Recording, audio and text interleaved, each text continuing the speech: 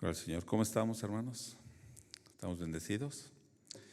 Gracias al Señor porque ahora podemos meditar en la palabra del Señor y Él tiene una palabra para nuestras vidas. Amén.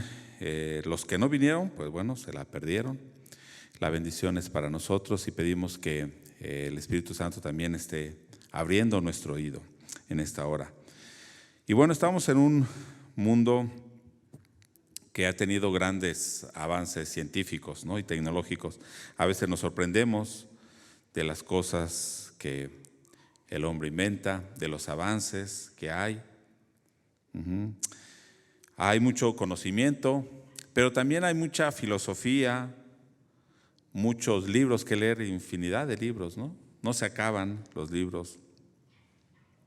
Y en ocasiones este mundo, los filósofos dan argumentos a veces muy bien formulados, o sea, argumentos que a veces parecen convincentes, para hacernos dudar de lo que creemos.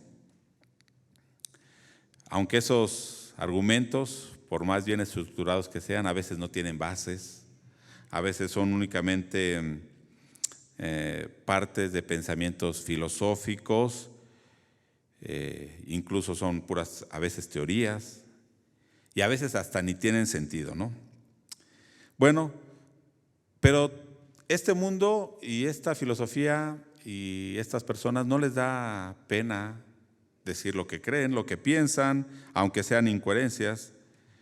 Y a veces nos quieren hacer creer que como cristianos somos ignorantes o que creer en Dios es cosa de ignorantes y que no tiene ningún sentido.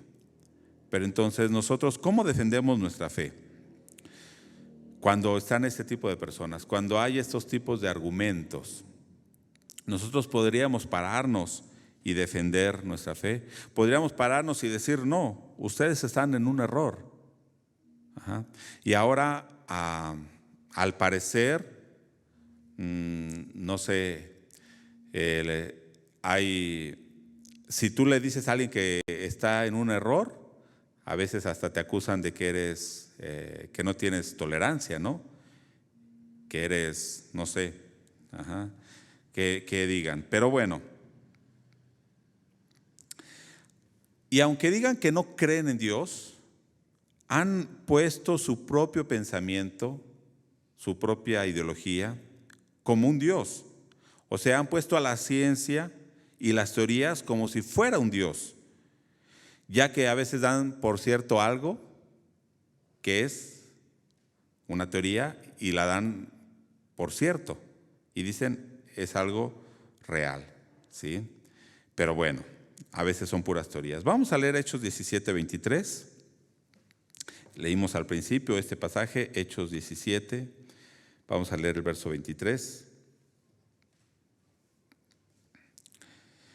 Dice así la palabra del Señor: porque pasando y mirando vuestros santuarios hallé también un altar en el cual estaba esta inscripción: al Dios no conocido. Al que vosotros adoráis, pues, sin conocerle, es a quien yo os anuncio.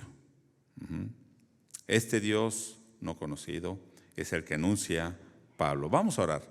Padre, en esta hora nos acercamos al trono de tu gracia. Oh Dios, pedimos que en esta hora seas tú hablándonos a través de tu palabra. Que, Señor, seas tú a través de tu Espíritu también escudriñando nuestro corazón y quitando todo aquello que estorbe para que tu palabra llegue a nuestra mente, a nuestro corazón y pueda dar fruto. Gracias te damos, oh Dios, en esta hora y oramos en el nombre de Jesucristo. Amén. Gloria al Señor. Vamos a ver ahí en el capítulo 17, desde el verso 16, cuando Pablo llega a Atenas.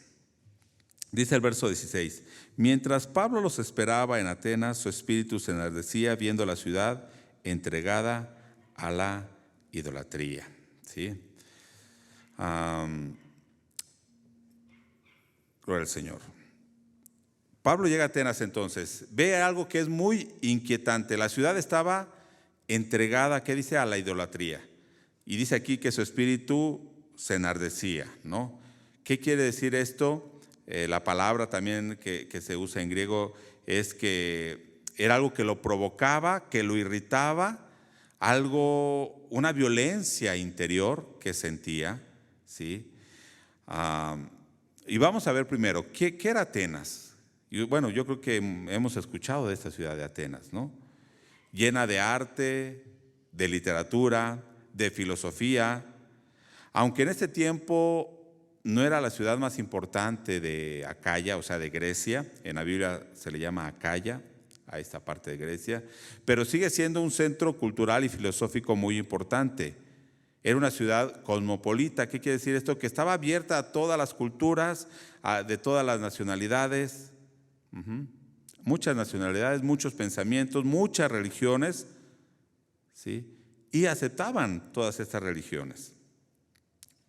Había ahí un templo, vamos a decirlo así, arquitectónicamente hermoso, que es el Partenón, que aún ahorita la gente llega a visitar las ruinas que hay, ¿no? ¿Sí? Estaba dedicado a una diosa que se llamaba Atenea, que era la diosa de la sabiduría, de la justicia, ¿sí? Y bueno, arquitectónicamente era algo majestuoso, una riqueza muy grande. Esta diosa era de marfil y adornada por oro, por piedras preciosas. Todos admiraban ese templo y esta diosa. Y muchas otras esculturas, ¿no?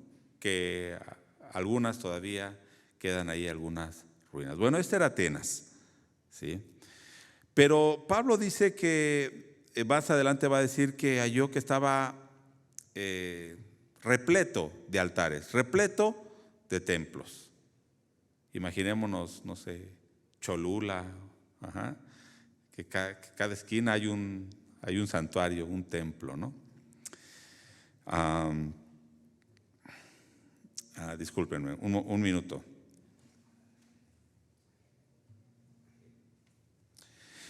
Gloria a Dios. Había un dicho que decía que en Atenas era más fácil hallar un Dios que un hombre, ¿sí? O sea, porque estaba repleto de dioses, y lo sabemos, ¿no? Hemos visto a lo mejor películas que hablan de todos estos dioses griegos, ¿sí? Y hay infinidad de dioses. Bueno,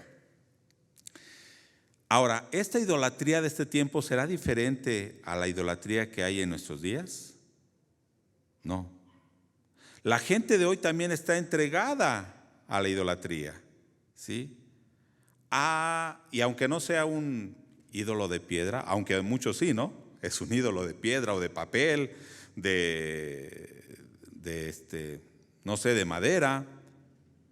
Pero el mundo ahora está entregado a la idolatría, al trabajo y, como dije hace rato, a la ciencia, al estudio, a los deseos materiales, a los planes y propósitos que tenemos nosotros, los ponemos como un ídolo, la familia, incluso la naturaleza es un ídolo para muchos, ¿sí? Y bueno, Pablo llega entonces a Atenas y dice el verso 17, así que discutía en la sinagoga con los judíos y piadosos, y en la plaza cada día con los que concurrían. ¿En dónde discutía? En las sinagogas. Y ahí en las sinagogas, ¿quiénes estaban? Los judíos.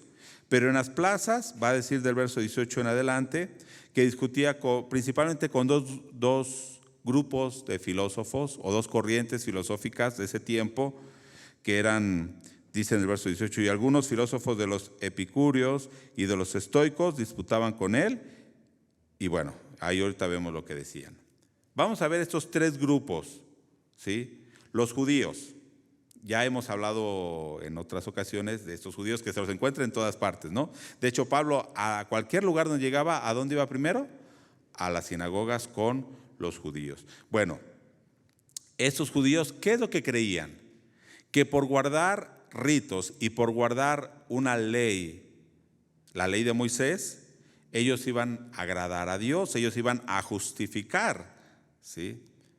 Ellos decían, bueno, Dios nos dio el Antiguo Testamento, Dios nos dio su revelación, ¿sí? Pero no aceptaban la revelación que era a través del Mesías, o sea, la revelación de Jesucristo. Ellos seguían muchas tradiciones y procuraban guardar la ley de Moisés y eran muy celosos de su ley, ¿no? Pero habían puesto a la ley y a su tradición en lugar de Dios. Porque estaba Jesucristo, cuando estuvo Jesucristo con ellos, no lo aceptaron. Ahora Pablo les predica a Jesucristo y tampoco lo aceptan. ¿Qué tenían ellos por Dios? Su ley, su tradición. Los epicúreos, ¿quiénes eran? ¿Qué era esta corriente de filosofía griega? Ellos pensaban que el placer de la vida era lo mejor que podían ellos ansiar. Entonces ellos procuraban el placer, aunque no hablaban de un placer únicamente carnal, sino el placer mayor para ellos era el intelectual, ¿sí? La filosofía, ¿sí? Entonces ellos trataban de identificar qué era esa felicidad por medio de estas cosas del placer. Creían que todo, o sea, hablando materialmente, creían que todo había surgido por casualidad. Que desde ese tiempo ya creían en eso, en esa unión de los átomos. Y entonces ahora la ciencia dice, es algo nuevo que se inventó. No, es una base filosófica, ¿sí? Que todo provenía y todo sucedía por casualidad. No es lo que dice la teoría del Big Bang y la evolución. Todo es por casualidad. Entonces es una base únicamente filosófica, no tanto científica, ¿sí? Ya que es una teoría únicamente, algo que no pueden comprobar. Bueno, ellos no tenían un Dios soberano como tal, ¿sí? ¿Qué más creían? Ellos creían que la muerte era el fin de todo, ¿no? Moría la persona y ahí se acababa. ¿No es lo que piensan ahora la gente? Bueno. Entonces, ¿qué más podemos hablar de los epicúreos? ¿Sí? Les digo que creían en el placer, ¿sí? Pero un placer, una vida, que conseguían este placer a través de una vida más elevada, éticamente. O sea, éticamente podríamos decir que eran buenos, ¿sí? Pero en busca de este placer y esa satisfacción personal, ¿sí? Bueno, pero este pensamiento, ellos también desde ese tiempo pensaban, es un pensamiento que sigue hasta nuestros días. Algunos han tomado este pensamiento y dicen, pues solo se vive una vez, ¿no? Después morimos y todo se acabó. Pero cuando utilizan esta frase, solo se vive una vez, ¿a qué se refieren? Pues hay que gozar de la vida, hay que probar de todo, hay que darle rienda suelta a los deseos, ¿sí? Podríamos usarlo en dos sentidos. Uno sería, bueno, solo se vive una vez, debemos entonces procurar hacer cosas importantes, ¿sí? Cosas que valgan la pena, pero normalmente no se usa en ese sentido. Normalmente se usa en el sentido de que, bueno, como una excusa para darle rienda suelta a lo que deseamos. Y este pensamiento viene desde hace más de 2000 años. Bueno,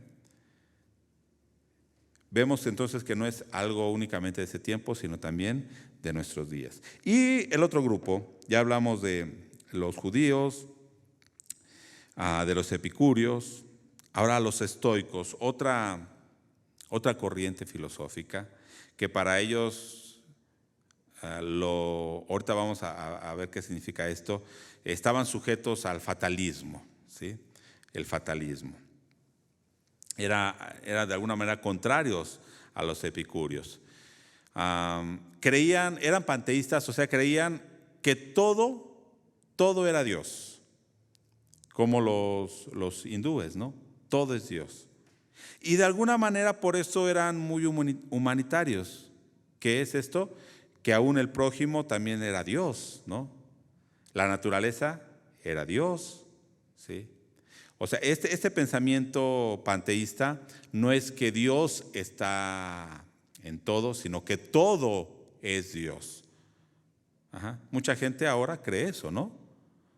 Por eso van y abrazan un árbol y dicen, bueno, es que esto es Dios. Y se sienten, dicen, en paz. Bueno, claro que sí da paz estar en medio de la naturaleza, ¿no? Pero no es porque un árbol sea Dios. Ajá. Y entonces, bueno, sí eran caritativos, misericordiosos, buenos, altruistas, ayudaban a los demás, porque ellos veían que todo era Dios. Pero también estaban sujetos a este fatalismo. ¿Qué es el fatalismo? Que ellos creían que todo lo que sucede es porque Dios así lo había determinado. Y usted va a decir, bueno, no es lo que queremos nosotros. Bueno, vamos a hacer una diferencia en este fatalismo, ¿sí? El fatalismo es de que no importa lo que yo haga, finalmente Dios determinó algo y así va a suceder. Y así va a suceder, ¿sí? Entonces, podemos ver que este pensamiento está en los naturalistas de hoy en día, que elevan a la naturaleza como un ente, como una persona, y incluso, ¿cómo le llaman? La madre naturaleza. Ajá. Como si fuera un Dios, ¿sí? Los ecologistas que idolatran a la naturaleza, es esta filosofía. No estoy diciendo que no cuidemos nuestro planeta, que no cuidemos la ecología, pero una cosa es cuidar y otra cosa es ponerlo como Dios, la naturaleza. Es algo bien peligroso, ¿sí? Bueno, otra forma de ver este pensamiento es a través de las buenas obras, de ayudar a los demás. Ellos decían, a través de lo que hacemos, siendo buenos con todos, bueno, logramos trascender, ¿no? Porque ellos buscaban esa trascendencia. No creían en la resurrección del cuerpo, pero sí en que el alma era inmortal, ¿sí? Pero el cuerpo no iba a resucitar, ¿sí? O sea, no creían en esa resurrección del cuerpo. Entonces, podríamos pensar ahora en nuestros días, la gente que piensa que por sus buenas obras puede ser justificado, puede ganar la salvación a través de las buenas obras. Pero regresemos a lo que estaba diciendo, este pensamiento fatalista. ¿Por qué? Porque incluso muchos cristianos caen en este fatalismo. ¿Qué es esto? No importa lo que hagan, lo que debe suceder, sucederá. Lo que será, será. No importa lo que yo haga. Entonces dicen, si tengo un accidente fue porque así era la voluntad de Dios. No tuvo nada que ver que yo iba en exceso de velocidad, no tuvo nada que ver que yo iba a 160 por hora y que no respeto las señales de tránsito. Tuve un accidente porque Dios así lo quiso.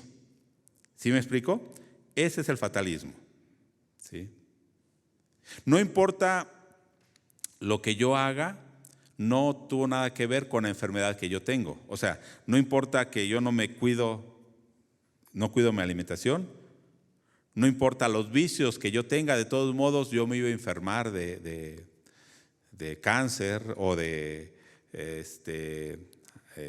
¿cómo se llama? El azúcar en la sangre. No importa en realidad cómo me cuide yo, porque lo que va a suceder, debe suceder. Eso es el fatalismo, ¿sí? Dicen, es que Dios así lo quería. Incluso llegan a justificar su pecado diciendo que si Dios lo permitió, es porque era la voluntad de Dios. O sea, si Dios permitió que yo fuera un adúltero, un fornicario, es porque pues, Dios así lo quería. Si Dios permitió que me uniera en yugo desigual, es porque, bueno, Dios lo permitió y entonces Dios lo quería, ¿no? Si pequé, es porque Dios lo permitió. ¿Sí se dan cuenta hasta dónde llega el fatalismo? Ese es el pensamiento filosófico de los estoicos, ¿no? Bueno, pero ninguna de estas dos escuelas creía en la resurrección de los muertos, ¿sí?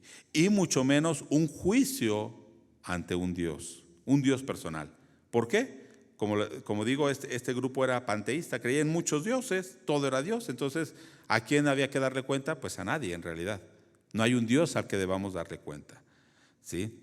Bueno, en el verso 18 dice que discutían con ellos y unos decían, ¿qué querrá decir este palabrero? Y otros, parece que es predicador de nuevos dioses porque les predicaba el evangelio de Jesús y de la resurrección.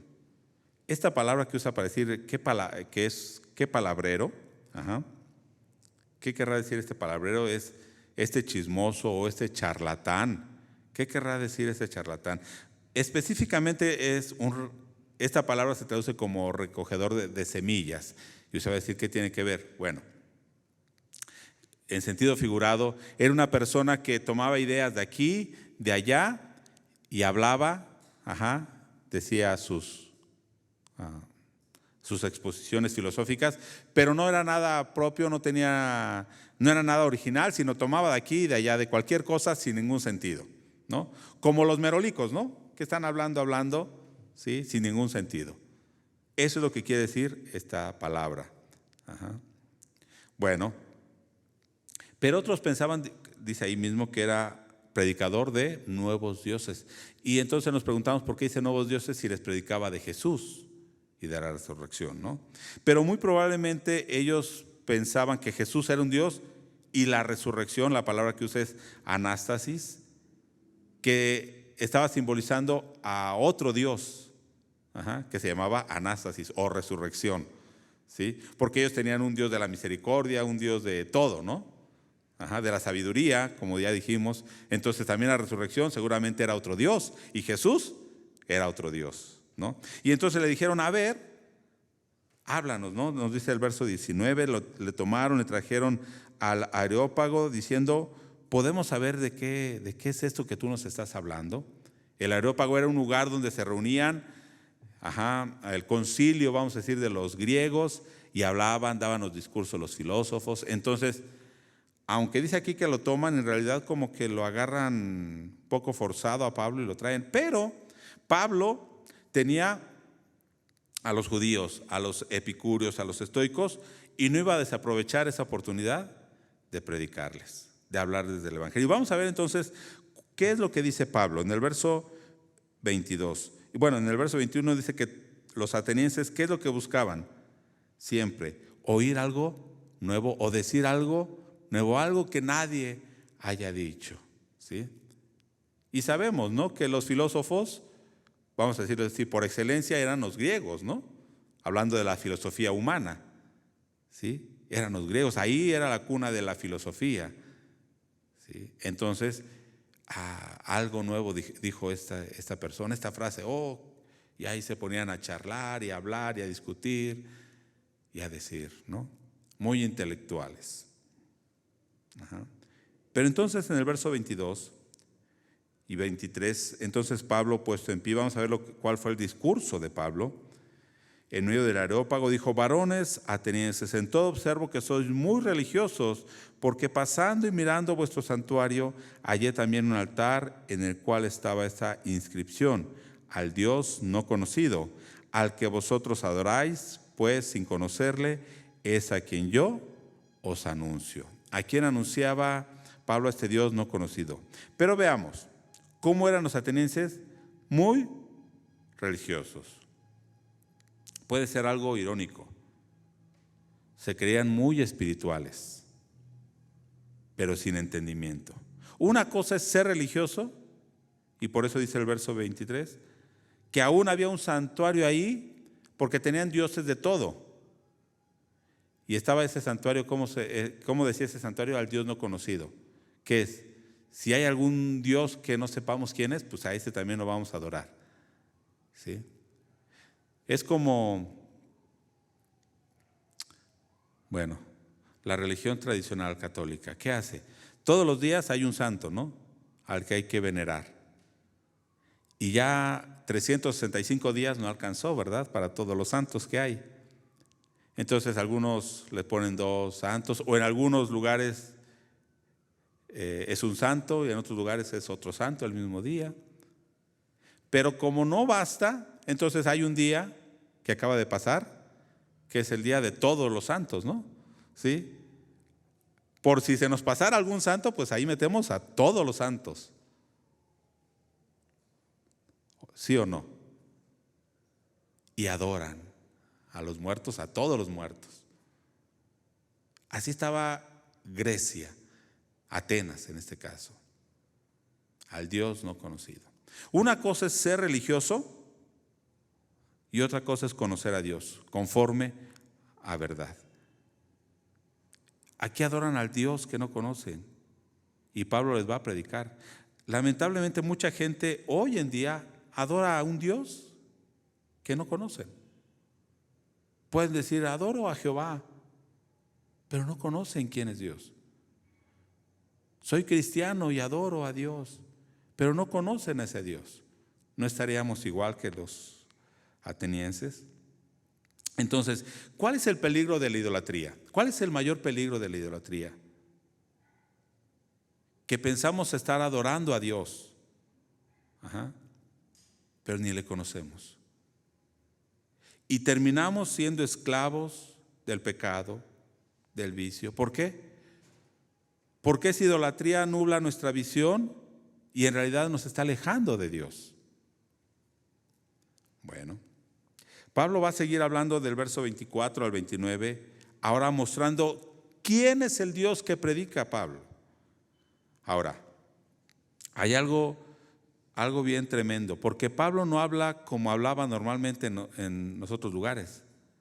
Ahora, teniendo a filósofos y filósofos muy preparados, cambia un poco su mensaje o los argumentos o la forma en que presenta el evangelio. Y hasta usa algunas frases de filósofos de ellos, o de poetas de ellos. Pero no por decir que esos poetas tenían la revelación de Dios, sino para que ellos pudieran ver o identificarse con lo que Pablo estaba diciendo. Entonces primero les dice, yo sé que son muy religiosos y hasta tienen a un Dios no conocido. Bueno, ese Dios les predico. ¿Sí? Hace unas semanas, hablando con los jóvenes en la clase, yo les decía, bueno, a veces nos dicen, ¿cómo creen en un Dios que es eterno? ¿Cómo creen en un Dios que los va a resucitar?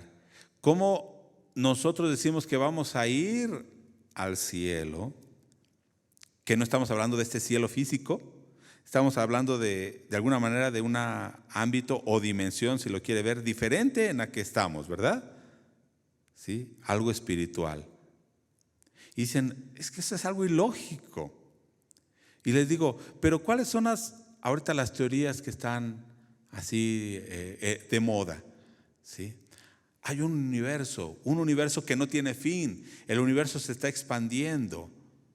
Después el universo va a volver a juntarse y va a haber una implosión y todo va a quedar reducido a una partícula y después otra vez va a explotar y va a surgir el universo. Entonces podemos preguntar, entonces ese universo, esa partícula, esa energía, entonces es eterna.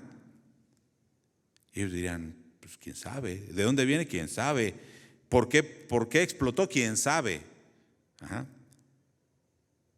Pero es eterno. Pero es algo ilógico creer en un Dios eterno. Y ahora dicen las nuevas teorías, ¿no? Ya no es solo un universo. Ahora se dice que es un multiverso, ¿no? Hay muchos universos. Pero si les decimos que hay un cielo, que hay un Dios, un ámbito donde está Dios, al cual vamos a ir después de muertos, dicen, estás loco. Pero si ellos dicen, hay muchos universos, no, sí, eso sí es. ¿Se da cuenta la incoherencia? Que muchas veces toman a veces un concepto filosófico o incluso podrían decir alguna cosa que la Biblia lo dice desde hace mucho, pero dicen ellos, no, esto lo acabamos de descubrir. No. Así Pablo les habla y ahora les va a presentar a este Dios que no conocen. ¿Quién es este Dios? Dice el verso 24, el Dios que hizo el mundo y todas las cosas que en él hay. ¿Cómo está presentando a Dios? como un Dios creador. Y es un Señor, dice, del cielo y de la tierra. ¿Sí? Un Dios creador. Y entonces Pablo dice, no debemos pretender que Dios pueda habitar en un templo hecho de manos. ¿Cómo pueden imaginarse que el Dios que creó todo el universo sea esta pintura, sea este papel, sea este cuadro? Por más bonito que sea, porque a veces sí las esculturas son muy hermosas, ¿no? Esas esculturas, o sea, artísticamente podemos decir, wow, ¿sí? Pero eso los hace Dios.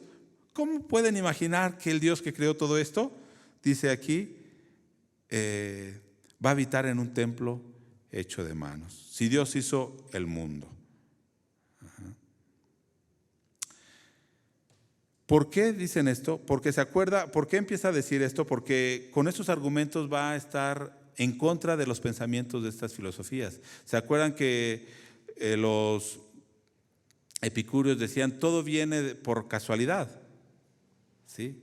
Y Pablo les dice, no, hay un Dios que es creador de todo. ¿Sí? Un Dios que diseñó todas las cosas. Entonces está en realidad atacando a su filosofía. Pero este Dios, dice el verso 25, no es honrado por manos de hombres como si necesitase de algo, pues Él es quien da a todos vida y aliento y todas las cosas. ¿Dios necesitará que nosotros lo honremos?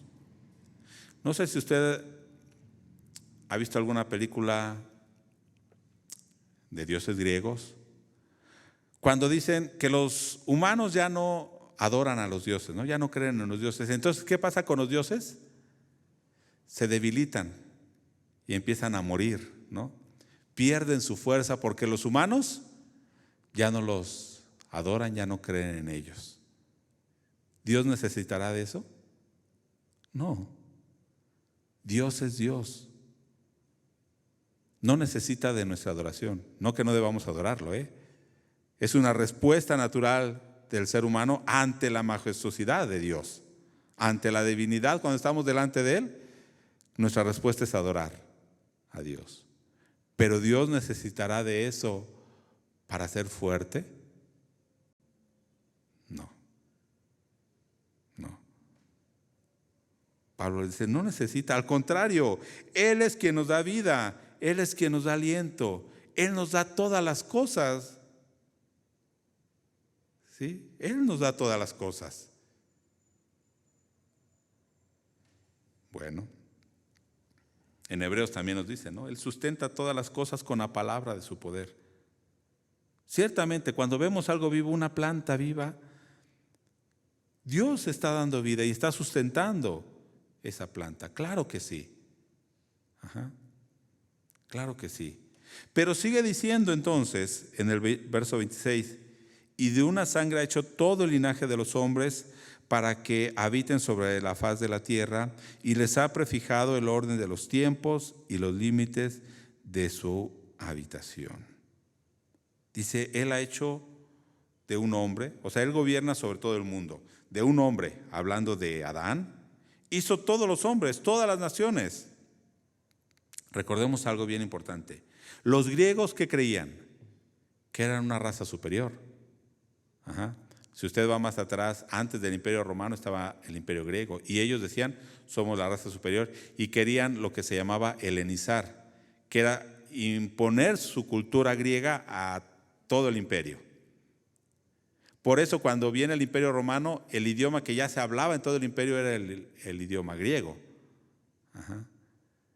Bueno, ellos se creían superiores, se creían que descendían de los dioses. Y muchos pueblos, mucha gente ha pensado esto. Por ejemplo, entre los orientales, los japoneses, se creen superiores. De hecho, ellos piensan, algunos, claro, no todos, ¿no? Pero algunas filosofías japonesas pensaban que ellos venían de otros mundos, ¿no? Por eso siempre sus animales o esos monstruos son monstruos bien raros, ¿no? ¿Sí? Que son como extraterrestres o cosas así, ¿no? Bueno, ellos se creían los japoneses superiores a todos los demás orientales y trataban de imponerse sobre los demás. Pero no es lo mismo que hicieron los europeos o la raza blanca al esclavizar a la raza negra o a los indígenas, ya sea en la India o aquí en América Latina. Se creen superiores y los esclavizan.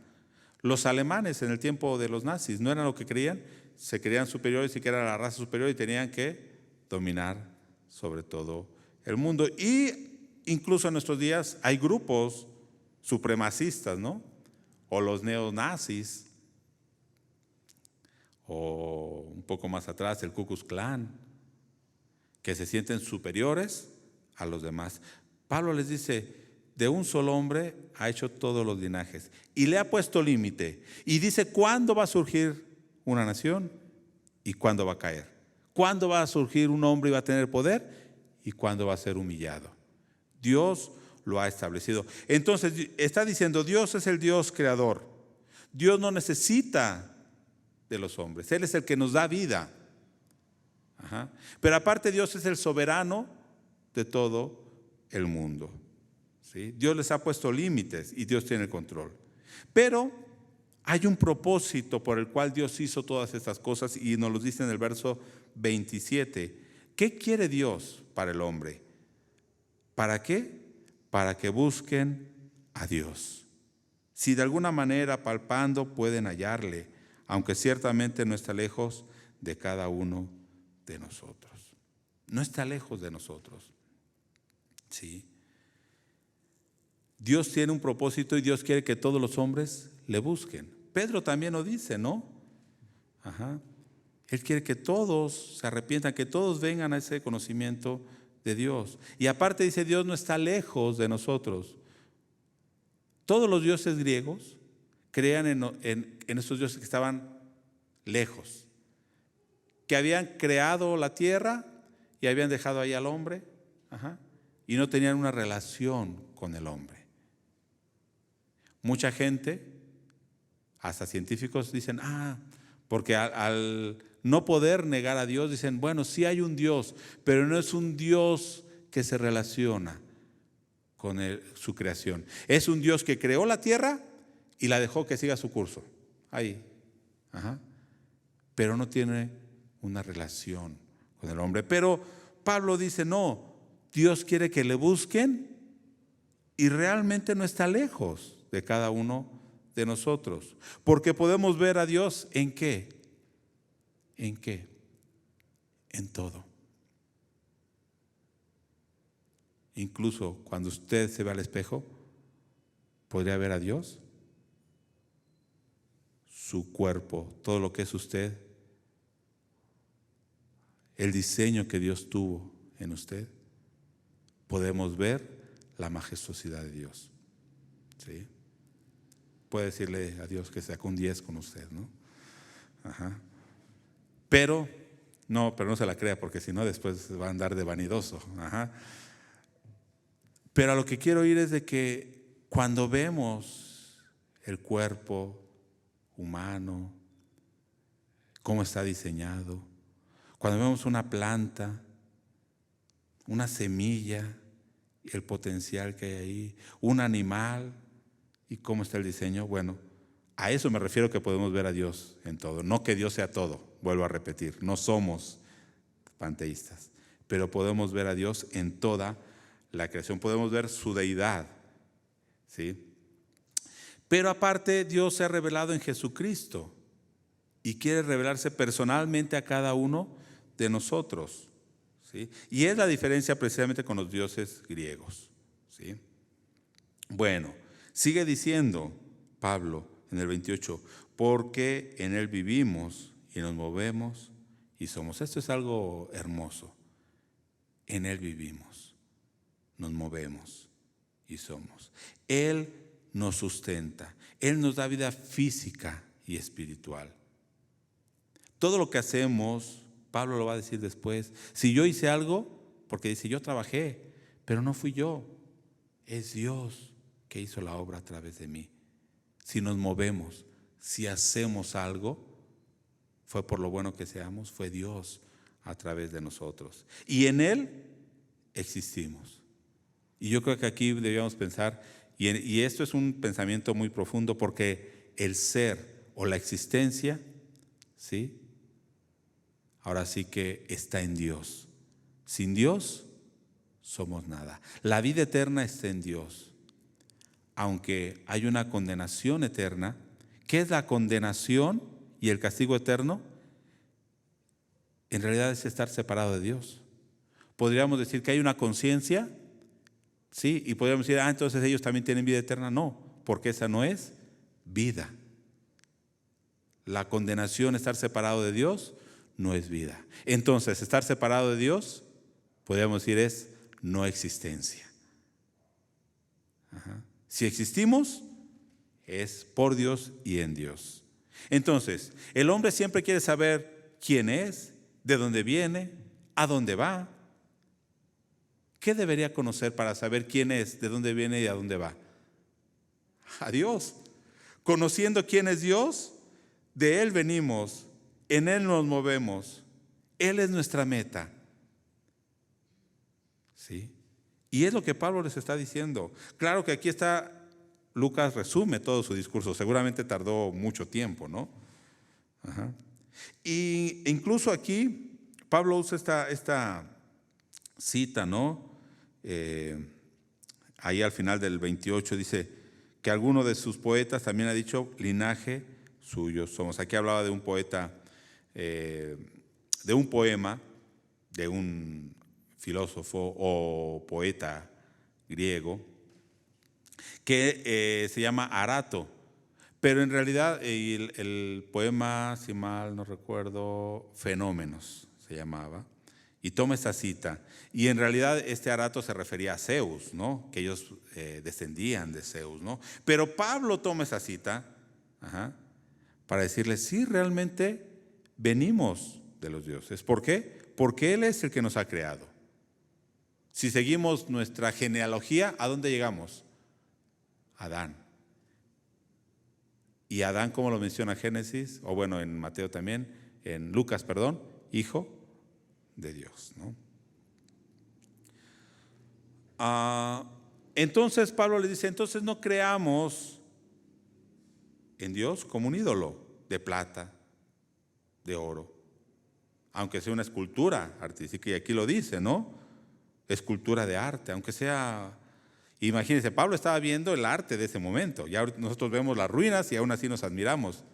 ¿Cómo habrá sido ver en su apogeo esas esculturas? Pero esto no es Dios. ¿Qué espera Dios entonces?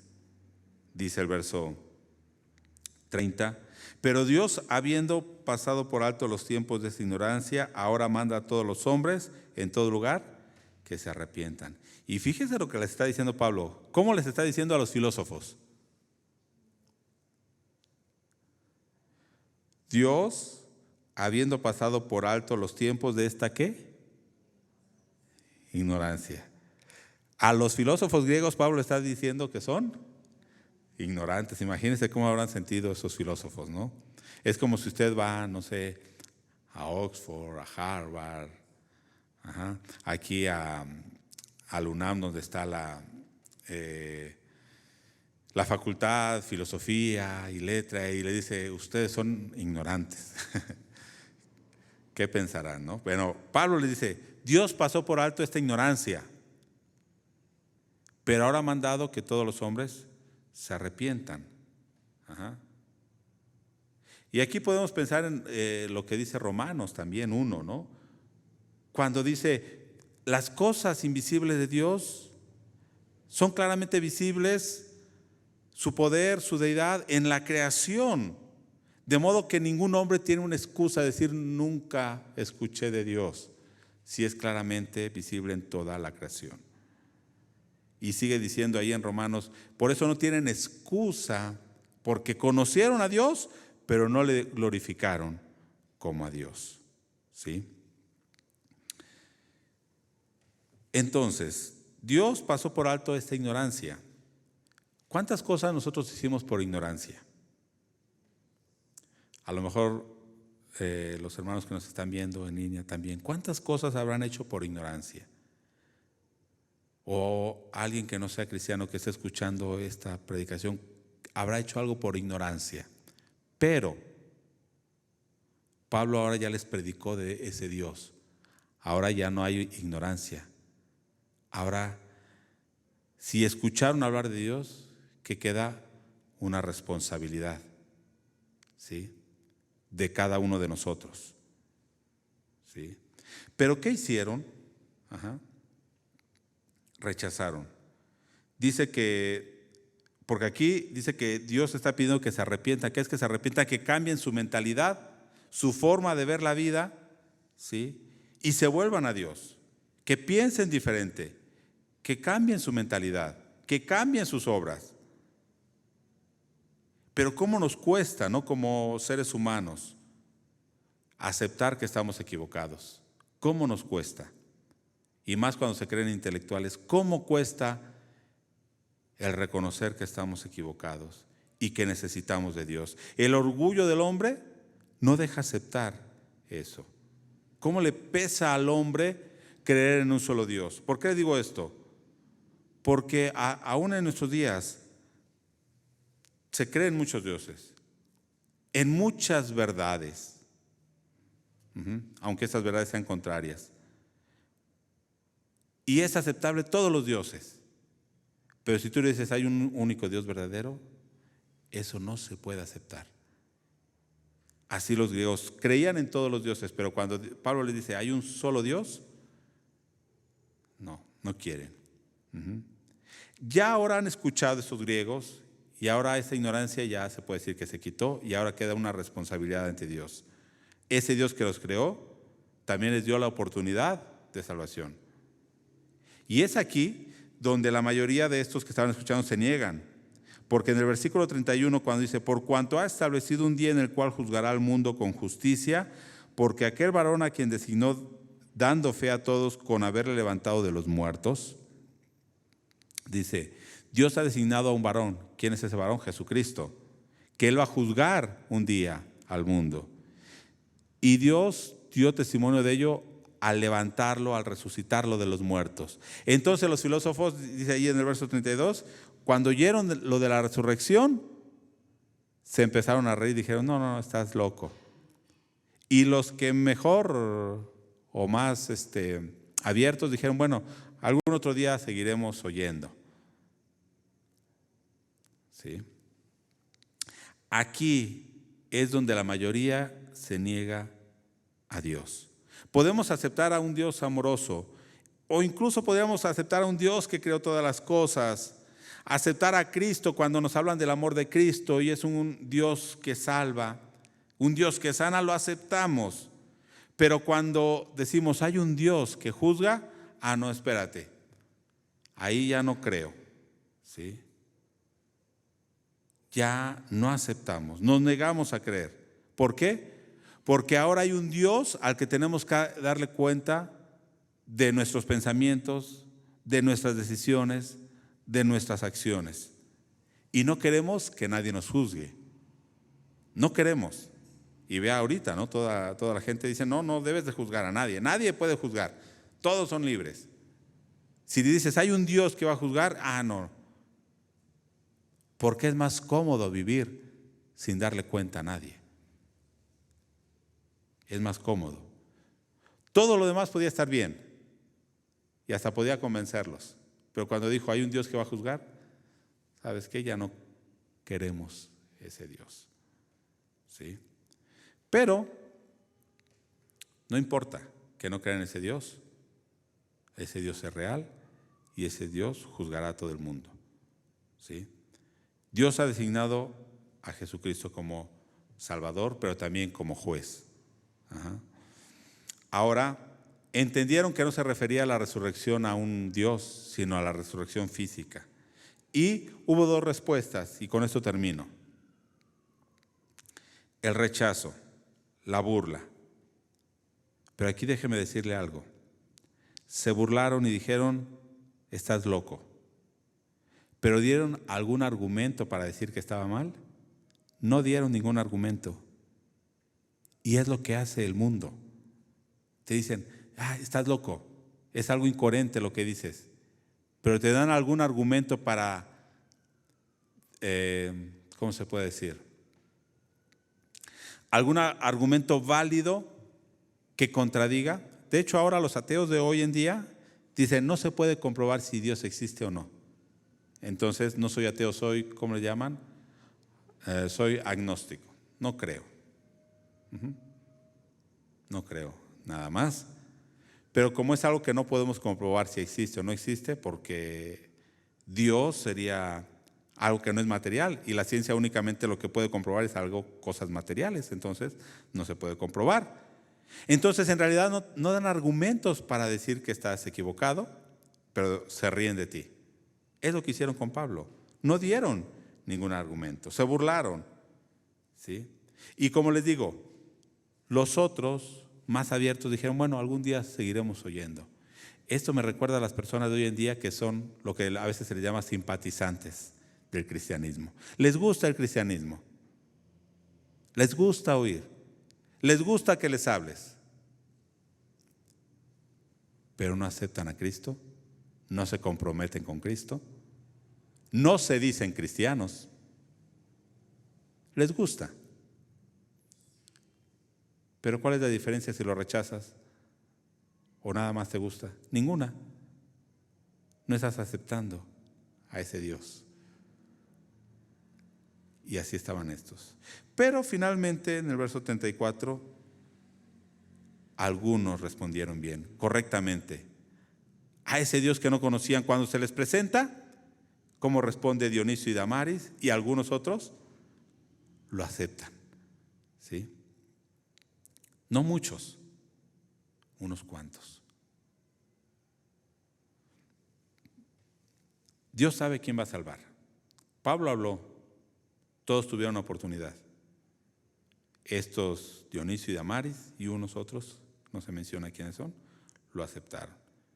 Ni la ley judía traía justificación y salvación, ni el conocimiento filosófico traía o puede trascender.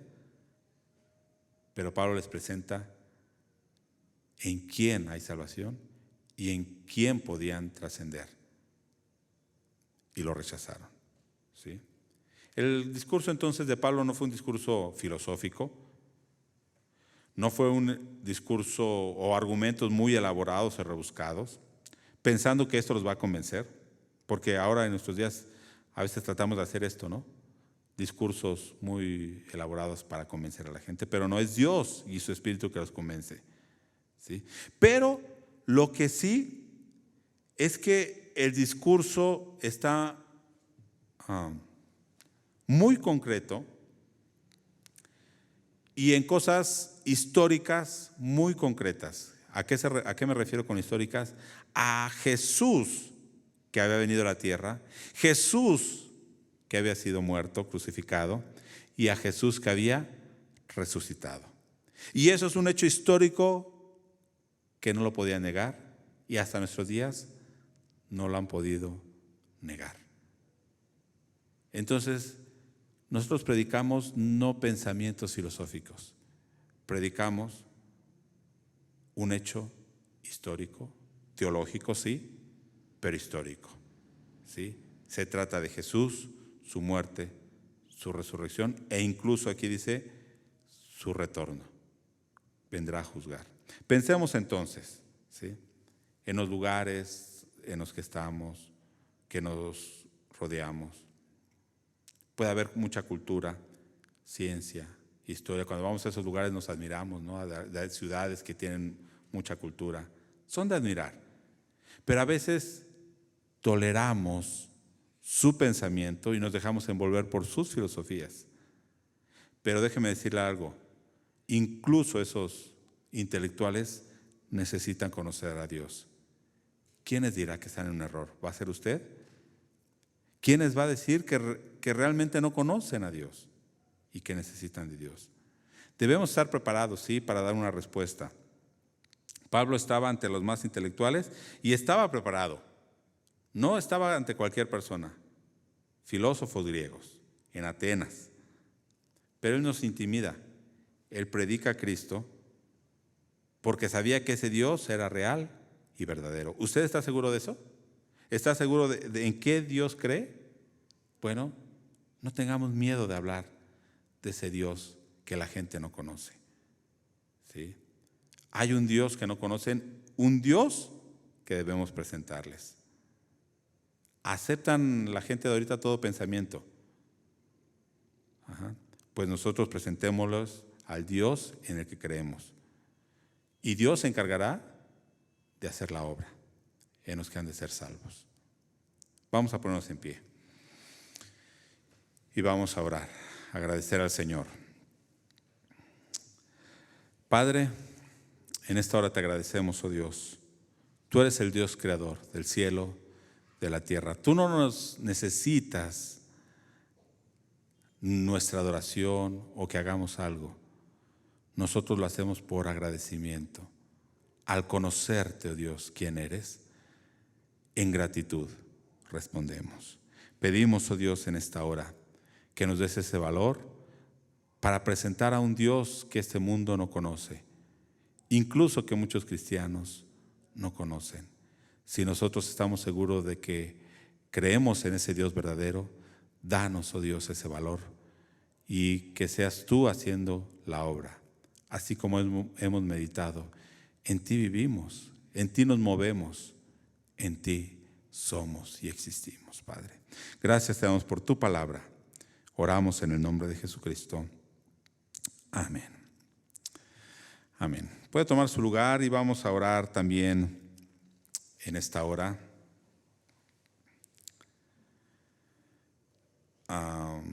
Por las necesidades.